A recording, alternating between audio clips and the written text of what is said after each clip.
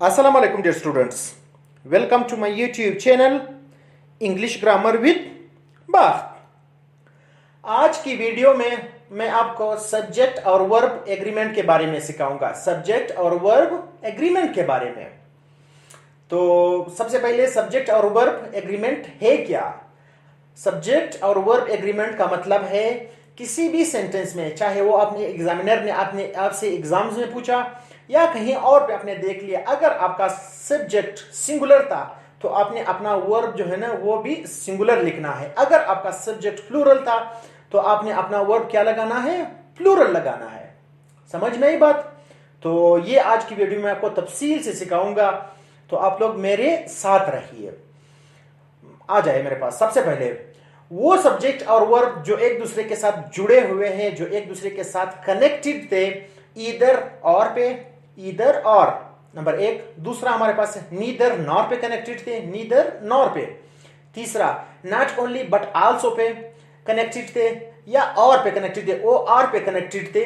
तो आपने हमेशा के हमेशा जो आपका दूसरा नाउन है, जो नाउन्स दूसरा इधर और के नजदीक हो या नॉर के नजदीक हो या बट आल्सो के नजदीक हो या और के नजदीक हो, तो आपने दूसरे नाउन को देकर अपना हेल्पिंग वर्ब या अपना वर्ब लगाना है। फिर से सुनो, अगर कोई भी जुमला उस पे दो नाउन्स थे और वो नाउन्स एक दूसरे के साथ कनेक्टेड थे, नॉट ओनली बट आल्सो पे, ईदर और पे, नीदर नॉर पे या और पे कनेक्टेड थे, तो आपने जो नियरेस्ट सब्जेक्ट था, इन वर्ड्स के नजदीक जो सब्जेक्ट था यानी दूसरा सब्जेक्ट था, उसी के हिसाब से अपना वर्ब लगाना है। अगर वो सिंगुलर था तो आपने सिंगुलर लगाना है, अगर वो प्लूरल था तो आपने प्लूरल लगाना है। अब आ जाए, मैं आपको कुछ मिसालें लिख देता हूं, मिसाल से आपको अच्छी तरीके से समझ में आएगा। पहला एग्जाम्पल, ईदर द फादर और हिज सन खाली जगह वाज या वर furnished. Either the father or his son were furnished। मैं क्या लिखूं? was लिखूं या were लिखूं? अब इस सेंटेंस को एक दफा एनालाइज कर ले। आपके पास either और are तो आया हुआ है, तो आप पहले नोट कर ले कि पहला सब्जेक्ट हमारे पास क्या है? the father है।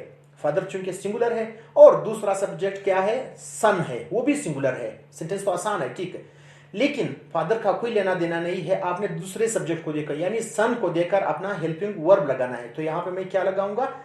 मैं वाज लगाऊंगा। ईदर द फादर और हिज सन वाज फर्निश्ड। आपका सेंटेंस बिल्कुल ठीक हो गया। यहां पे आप वर नहीं लगा सकते हो। कुछ बच्चे इसमें गलती करते हैं कि यार दो नाउन्स है हमारे पास आए, या दो सब्जेक्ट आ गए हमारे पास तो मैं वर लगाऊंगा। नहीं भाई, एक पहले सब्जेक्ट को आपने बिल्कुल देखना ही नहीं, उसका कोई लेना देना नहीं है आपके सेंटेंस के साथ कि वो प्लूरल जाएगा या सिंगुलर जाएगा। आपका जो दूसरा सब्जेक्ट था, अगर वो प्लूरल था तो प्लूरल, सिंगुलर था तो सिंगुलर। एक और सेंटेंस लिख देते हैं। मैं लिखूंगा, not only his brothers but also Jamil is are found guilty. Not only his brothers but also Jamil खाली जगह इज आर फाउंड गिल्टी। अब मैं यहां पे इज लगाऊं या आर लगाऊं, तो आप पहले एक दफा सेंटेंस को एनालाइज कर दे, जल्दी नहीं करना। नॉट ओनली बट आल्सो तो आया हुआ है, ठीक है, मैंने आपको सिखाया, तो आपने दूसरे सब्जेक्ट को देकर अपना वर्ब लगाना है।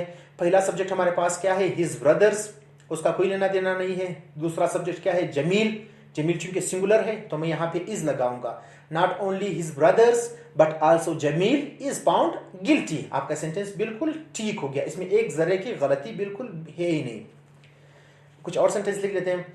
मैं लिखूंगा यू आर ही खाली जगह पंक्चुअल। यू आर ही खाली जगह पंक्चुअल। अब मैं यहां पे क्या लिखूं? वाज लिखूं या वर लिखूं?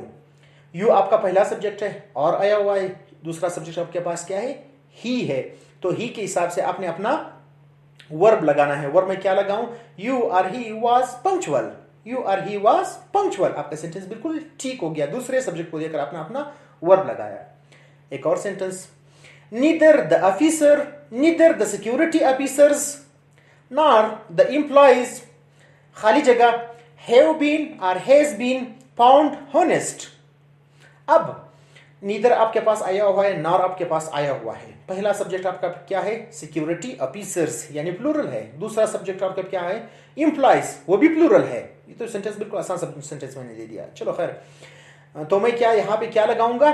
मैं हैव बीन लगाऊंगा found guilty, neither the security officers not the employees have been found honest. आपका सेंटेंस बिल्कुल ठीक हो गया, आपने एम्प्लॉइज को देकर अपना वर्ब लगाया। एक और लिख देते हैं, ईदर ही आर दे खाली जगह is are required to pay the bills. Either he are they खाली जगह is are required to pay the bills. इधर आया हुआ है, ही आपका पहला सब्जेक्ट है, दे आपका दूसरा सब्जेक्ट है, तो आप क्या लगाओगे, दे के साथ आर लगा आता है तो आप आर लगाओगे, आपका सेंटेंस बिल्कुल ठीक हो गया। एक और sentence, not only Sumer but also his friend खाली जगह is are ready to join the academy. Not only Sumer but also his friend खाली जगह is are ready to join the academy. अब एक सुमेर है, एक फ्रेंड है, नॉट ओनली भी आया हुआ है बट आल्सो भी आया हुआ है, तो आपने किसको देकर वर्ब लगाना है, फ्रेंड को देकर। फ्रेंड आपके पास क्या है, सिंगुलर है, तो आप इज लगाओगे या वाज भी लगा सकते हो, हैज भी लगा सकते हो, समझ में, यानी सिंगुलर लगाओगे। फ्रेंड सिंगुलर है तो आप सिंगुलर लगाओगे, तो आपका सेंटेंस बिल्कुल ठीक हो गया। तो एक दफा समराइज कर लेते हैं। आज की वीडियो में मैं आपको सब्जेक्ट और वर्ब एग्रीमेंट के बारे में सिखाया। वो सब्जेक्ट और वर्ब जो एक दूसरे के साथ कनेक्टेड थे, एक दूसरे के साथ जुड़े हुए थे, ईदर और पे, नीदर नॉर पे, नॉट ओनली बट आल्सो पे या और पे।